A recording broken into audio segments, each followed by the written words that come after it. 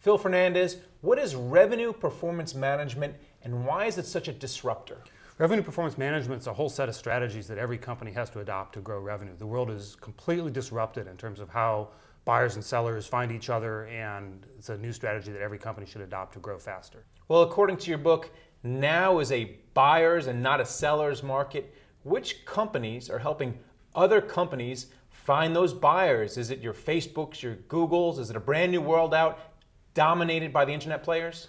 Well, I like to say the buyer's in control, which means the buyer's making the decision about how they find the people they're going to buy from. But of course, they go to all those names you just said. They go to Facebook and ask their friends. If you're going to buy a car, you would ask your friends on Facebook. You would Google the car brands you want to buy. And so all of those forces are disrupting the relationship between buyers and sellers and creating both this challenge and opportunity I write about. So it's not like the Madison Avenue types are jamming ideas into buyers' heads anymore. The buyers are figuring it out for themselves. That's right. We call it inbound marketing, and that means that from the marketer's eyes, they need to be found rather than to find buyers. But of course, what really matters is how the buyer sees it, which is that they're making the decisions about how they find who they buy from.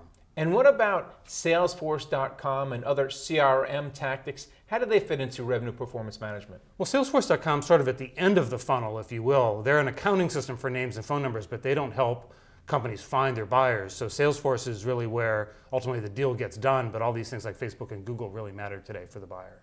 And what does marketing fit in? How should people structure that marketing office? Well, marketing really is much more important these days because they're the ones that, quote unquote, own the website, they own the Google relationship, they own the Facebook relationship in most companies.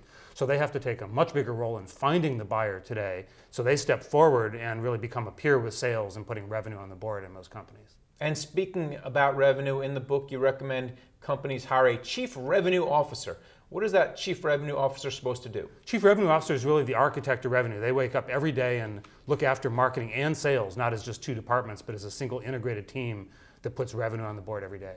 And are a lot of companies using this suggestion? Do you think that's going to be the C-suite title of the future? I think it's very early days, but we're seeing a lot of interest in appointing the title. The trouble is there's very few people who have learned the job yet. So we're starting to watch people kind of come up through the ranks and learn what it takes to be a chief revenue officer.